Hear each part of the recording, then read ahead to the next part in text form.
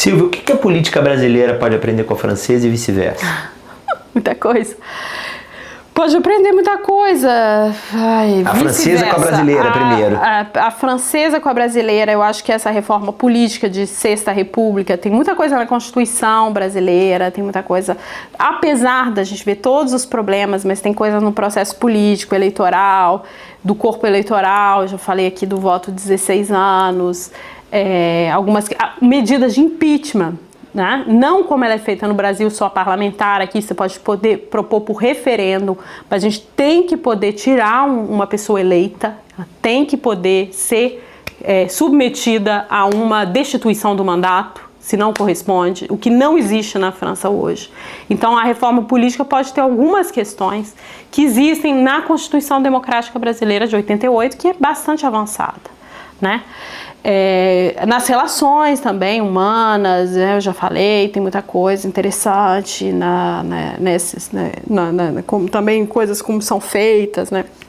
E o contrário, com certeza, também tem uma irrigação de como é o processo democrático, muito mais pessoas eleitas aqui na França do que no Brasil. O Brasil poderia ter novos corpos eletivos, né? Assim, a gente fala vereador numa escala menor, aí você tem também a aglomeração, tem outros, pode ter outros, como, sei lá, outras, como eu diria isso, instituições eletivas com poder democrático, ampliar isso, que no Brasil hoje está muito concentrado em alguns vereadores, alguns deputados e alguns deputados federais, né?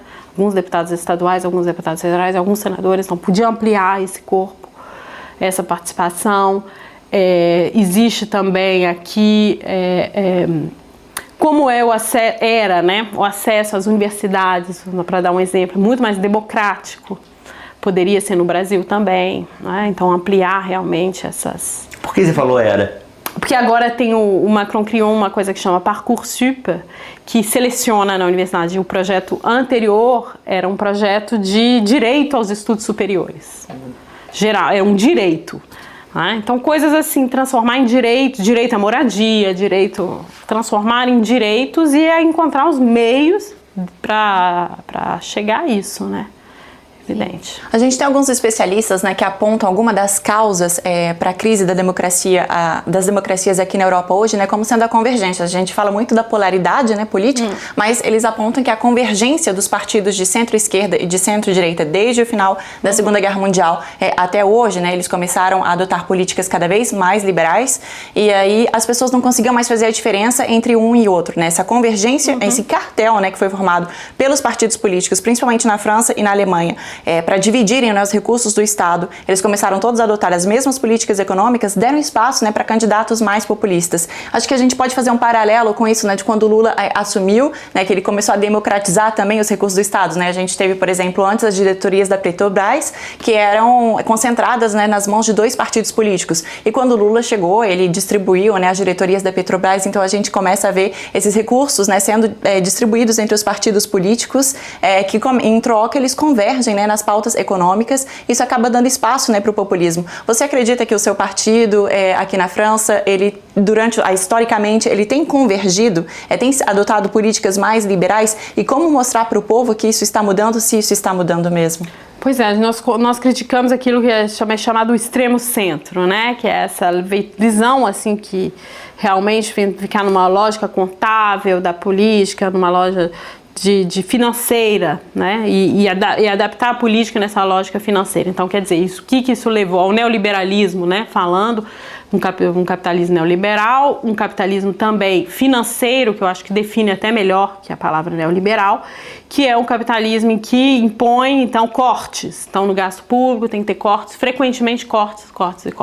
E isso leva ao quê? Menos funcionários, menos serviço público, empobrecimento, leis trabalhistas que vão desaparecendo, questões aí que são muito ruins, e isso leva a essa degradação toda da sociedade e levou à extrema-direita. É uma das formas para explicar a ascensão de um populismo que é só de extrema-direita, e que é o populismo de extrema-direita que tem levado, os fascismos, né, o retorno do fascismo, tal, por causa também dessa compressão, como se não houvesse alternativa. né? Como se não houvesse nenhuma alternativa, porque, né, o que foi a história do bloco da União Soviética, do Muro de Berlim, e realmente o tanto de besteira que foi feito, e de erros, etc.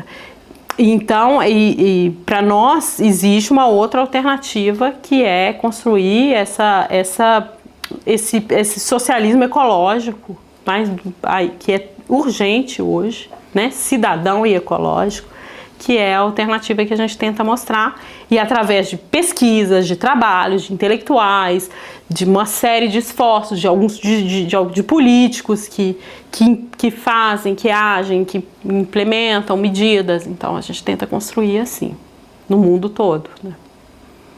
Mas esse radicalismo do centro, na política internacional e na visão do mundo de multilateralismo e livre comércio, ele é anticonvergente do ponto de vista que a extrema-direita e a extrema-esquerda se convergem nesse entendimento de liberalismo, de relação comercial, tarifas, etc. Isso é um fato. A extrema-direita... Não. Não? Não se converge com o que é chamado de extrema-esquerda, que não é, com uma esquerda... Isso não, porque não é uma questão de quais são as ideias que a extrema-direita defende. Não, do ponto de vista de nacionalismo e ser anti-globalista e de comércio livre. Eles não são anti-globalistas da mesma forma que nós vamos falar. Pra gente, a mundialização pode ser uma coisa boa. Pode ser, como, né? Não, mas eles são a favor de tarifas, são a favor de menos comércio, são a favor de tudo isso. Depende de tarifas para quem. Eu vi qual que era um dos projetos que eles defendiam. Na questão dos pagamentos, dos salários e tal, pegar a parte que são os impostos, para a Previdência Social, etc., e tirar isso, cortar a Previdência Social e dar para o trabalhador. Não, eu estou falando de relações comerciais entre países, eles são nacionalistas como são a extrema-esquerda. Bom, aí você vai falar do que o Trump fez da questão das tarifas, etc. Das tarifas? Depende, porque ele não é pelas mesmas tarifas que nós seríamos. Pode ter uma divergência de quais fazer, mas que é nacionalista e a favor do tarifa é. Ele vai acabar com a questão do livre comércio. Nacionalista, outra visão do nacionalismo, né? Sim, pode ser grau e tal, mas que tem convergência, tem. Vocês estariam na mesma enfermaria, vamos dizer assim. Não. De jeito nenhum. Nós somos para divisão de bens, de recursos, eles vão defender grandes proprietários. Não estou falando do modelo econômico como um todo, estou falando das relações comerciais entre países, estão no mesmo quadrante. Absolutamente diferente. Não sei, não vou responder sobre a questão de tarifas. De nacionalismo, de não ser anti-comércio, não ser a favor do livre comércio, sim.